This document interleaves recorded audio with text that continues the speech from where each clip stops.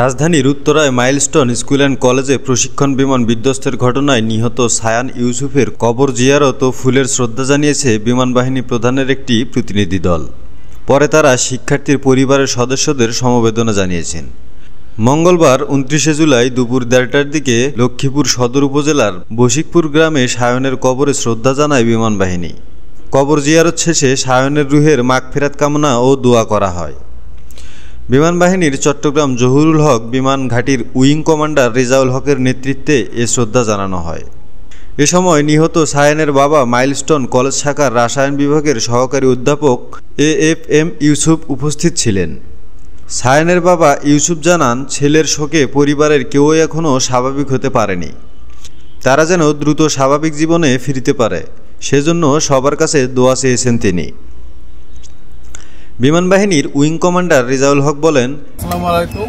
আপনারা জানেন যে ২১ জুলাই মাইলস্টোন কলেজে ঘটিত বিমান দুর্ঘটনায় যারা প্রাণ হারিয়েছে, আমাদের বিমান বাহিনীর সম্মানিত বিমান বাহিনীর প্রধান এবং সকল সদস্য থেকে আমরা সকলেই সমবেদনা মর্মাহত এবং এই ঘটনার জন্য আমরা সবাই ব্যথিত।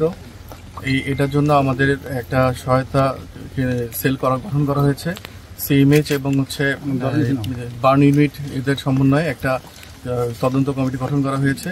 আমরা প্রত্যেকটা বেজে নিহত যারা হয়েছে তাদের আত্মার মাগফিরাতের জন্য প্রত্যেক বেজে আমাদের দোয়া ব্যবস্থা করা হয়েছে এবং আমাদের আন্ডারে যেসব স্কুল কলেজ আছে তাদের সব জায়গাতেই দোয়া মাহফিলের আয়োজন করা হয়েছে। বিমান বাহিনী প্রধান সহ সকল সদস্যের পক্ষে আমরা সায়নের কবর জিয়ারত ও শ্রদ্ধা জানিয়েছি। আমরা তার পরিবারের প্রতি সহমর্মিতা ও সমবেদনা জ্ঞাপন করছি।